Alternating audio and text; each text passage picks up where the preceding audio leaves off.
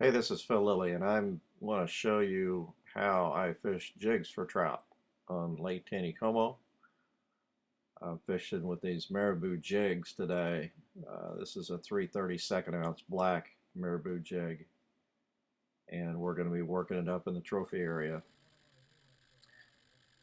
The first thing to that I do when I throw out, I always wait 3, 4, 5 seconds, depending on the depth of water, before I start working the jig. That allows the jig to drop close to the bottom. Like I said, depends on really what the depth of water is.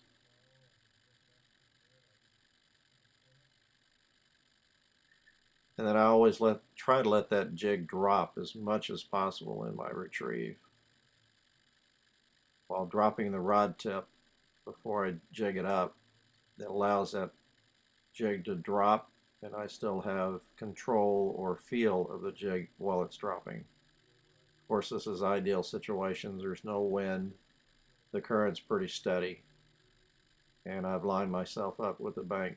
So I'm really casting not all the way to the bank, but probably 30 feet off the bank, and working this water. It's about 10, 12 feet deep.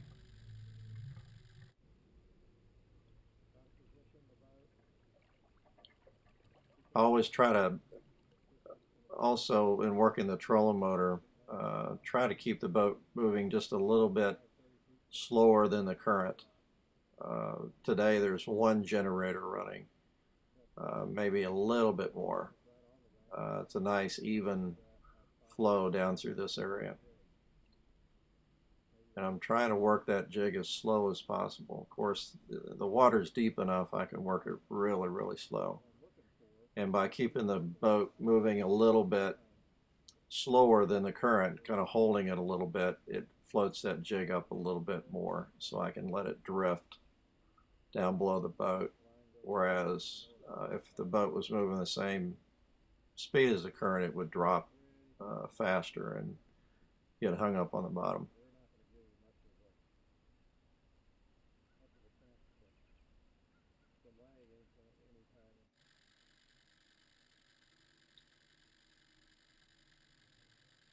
It might look like that I'm reeling quite a bit, but in actuality, I'm really trying to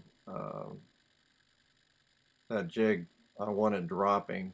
Like I said, that's when the trout's going to hit it, is on the drop.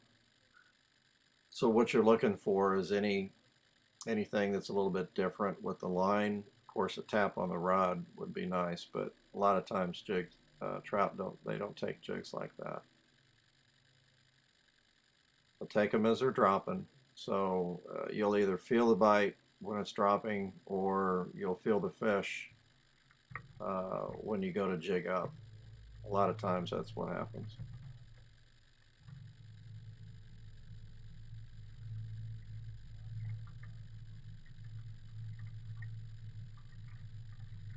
Now here I'm holding the boat quite a bit in the current and letting that jig swing down below the boat.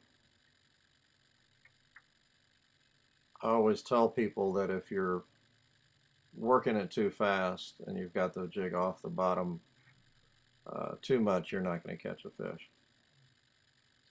And if you're not losing jigs, you're probably not going to catch fish because most times, especially up in this area, the fish are usually going to be towards the surface feeding on insects, or they're going to be on bottom feeding on sculpin or um, scuds or any other types of bugs that live in the rocks and the moss. Kind of wrapped himself here. Nice little Taneycomo rainbow.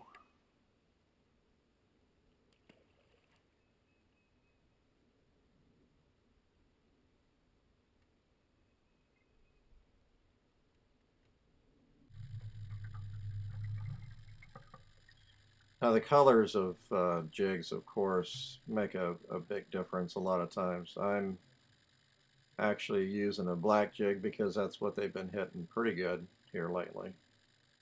Um, I usually try to use um, earth colors like brown and black and sculpin and olive, lighter colors, ginger, white, peach.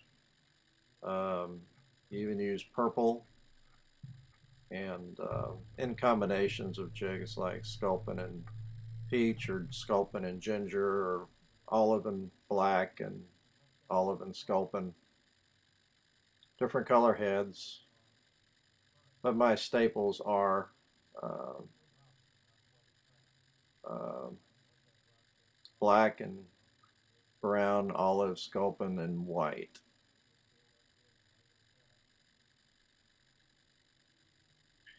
Usually white jigs in the winter are the best, although this winter they're not quite as good as normal.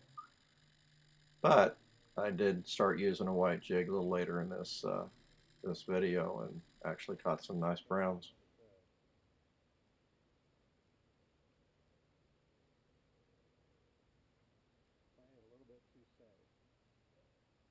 You really can't see my rod quite as well as I'd like in this video. Um, but if you do look close, you can kind of see how I'm working the. And that time you could see I was jigging up and felt the fish. That it takes a little bit of practice to get that down. You're going to miss a lot of fish like doing that, but um, just depends on how hard you're jigging that jig up to actually set the hook. Sometimes you get lucky.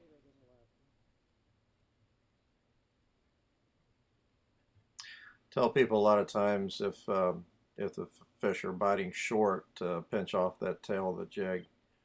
As you can tell, when I held up the jig before, uh, the tail had already been cut off. It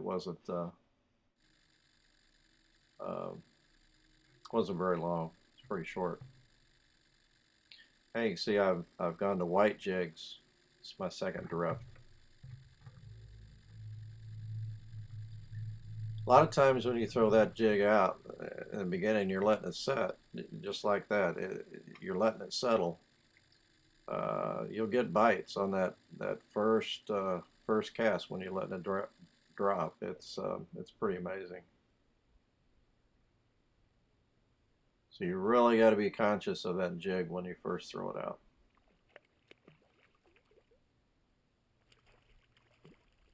And like I said, sometimes you just get lucky.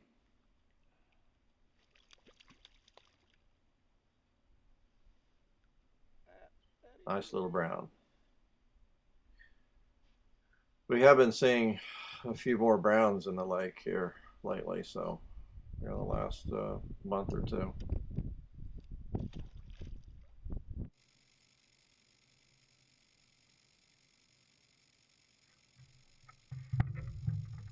Because you can see when just about every time I cast, I readjust the boat.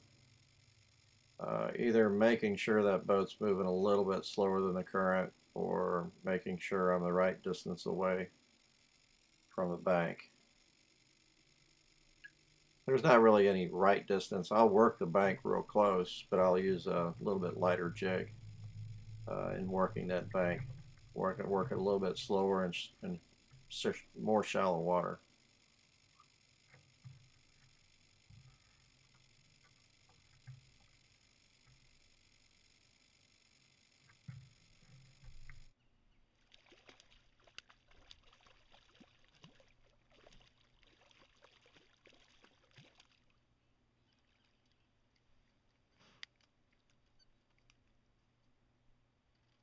Another brown. These browns are really healthy.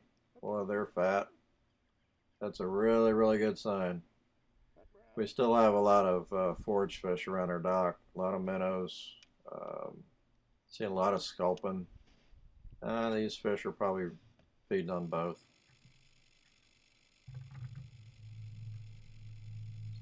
Try to work that jig all the way to the boat too. A lot of times people um, they think a fish is spooked to the boat and won't hit a jig that's even underneath the boat. That's not true on this lake.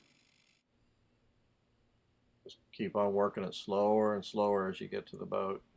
Sometimes I even jig it directly underneath. Hook set's important too. You've got to be quick and you've got to be hard in that hook set. Uh, I've seen a lot of times people try to set the hook with their whole body, with their shoulders and everything, and kind of get wound up. But it's such a quick bite a lot of times that it's all rest, and it's all just quick and hard to get that hook set.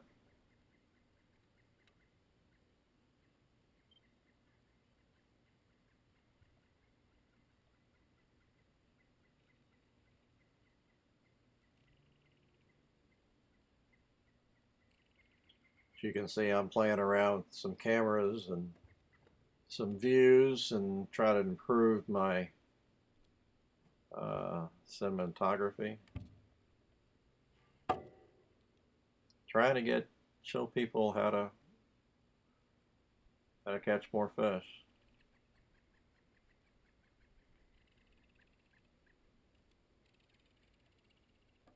Can't get anybody to go fishing with me, so I gotta hang the cameras on a rack. Not really.